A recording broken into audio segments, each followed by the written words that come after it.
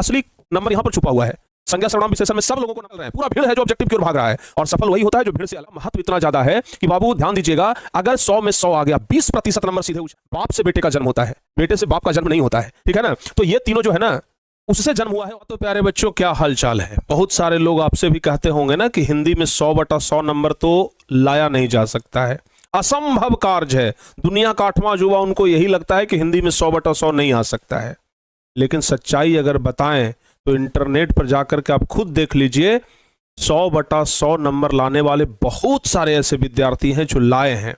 तो फिर आप भी क्यों नहीं ला सकते हैं। और चलिए हम एक समय के लिए मान लेते हैं कि आप 100/100 नहीं ला सकते हैं, लेकिन कम से कम 95+ तो नंबर हमारा ये कन्फर्म होना चाहिए। 95+ नंबर तो हमारा आएगा ना, 96 नंबर आएगा, 97 नंबर आएगा। लेकिन हम आपको अभी इस वीडियो में एक ऐसा प्लान बताएंगे कि जिससे आप हर हाल में 95+ नंबर ही लाएंगे।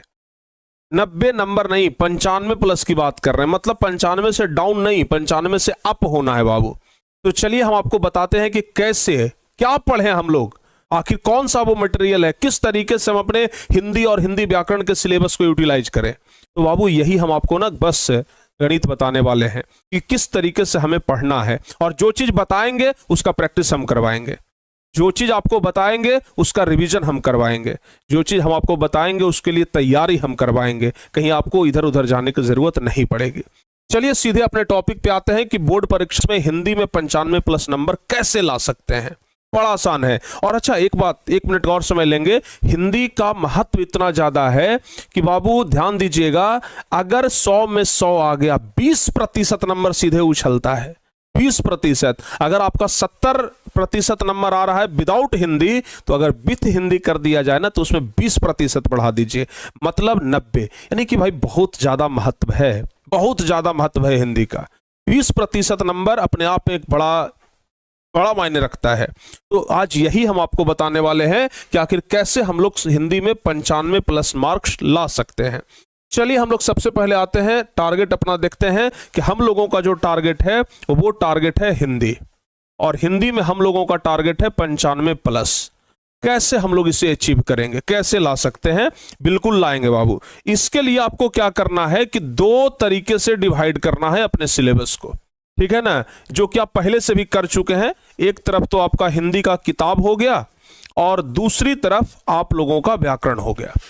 अगर व्याकरण के बारे में अगर हम बात करें ना, तो व्याकरण आपको ज्यादा पढ़ने की जरूरत नहीं पड़ेगी। बस आप निबंध लेखन हो गया, पत्र लेखन हो गया, आवेदन पत्र हो गया, ठीक है ना, ये सब बस आप लोग पढ़ लेते हैं तो हो जाएगा।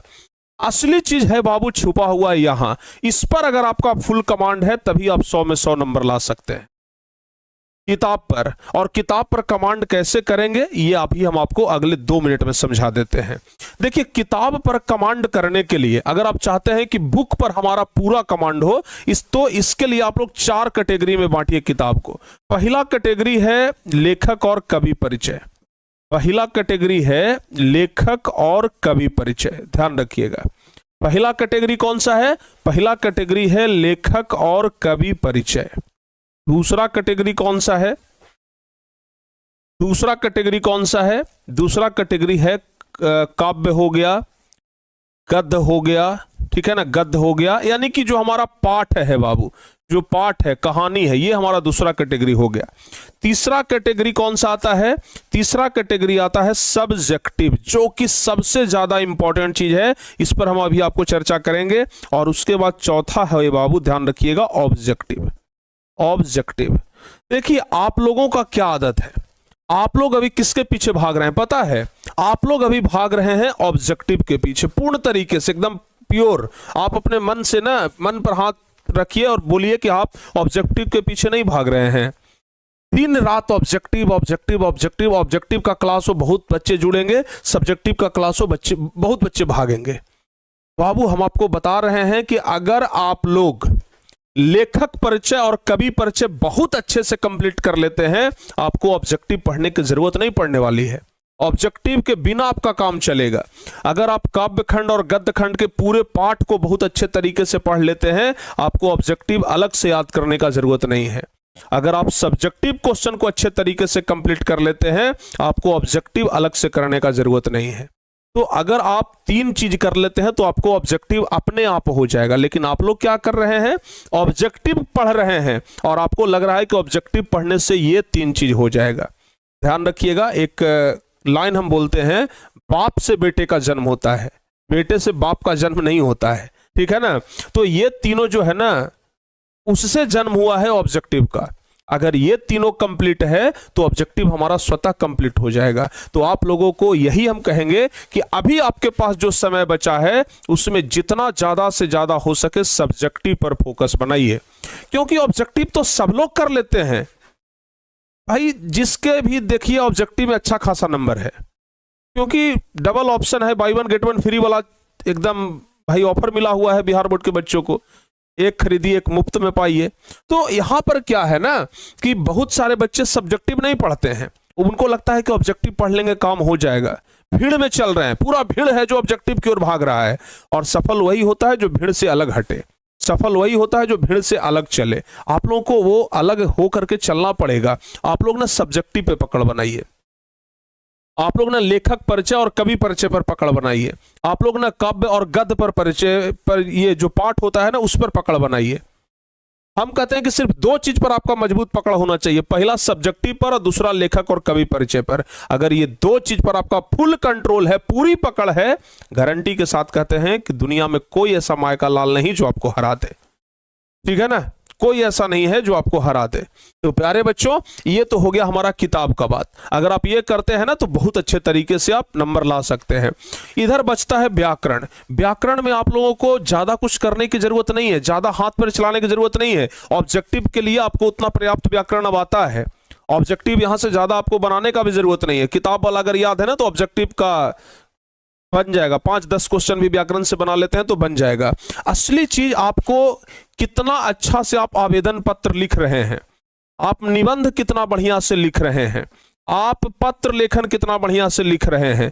आप प्यारे बच्चों ये सब पर अगर पकड़ बना लिए ना तो समझिए कि आपका व्याकरण कंप्लीट है। संज्ञा सर्वनाम विशेषण ये सबसे तो क्वेश्चन आप बना ही लेंगे, वो तो हमें पता है।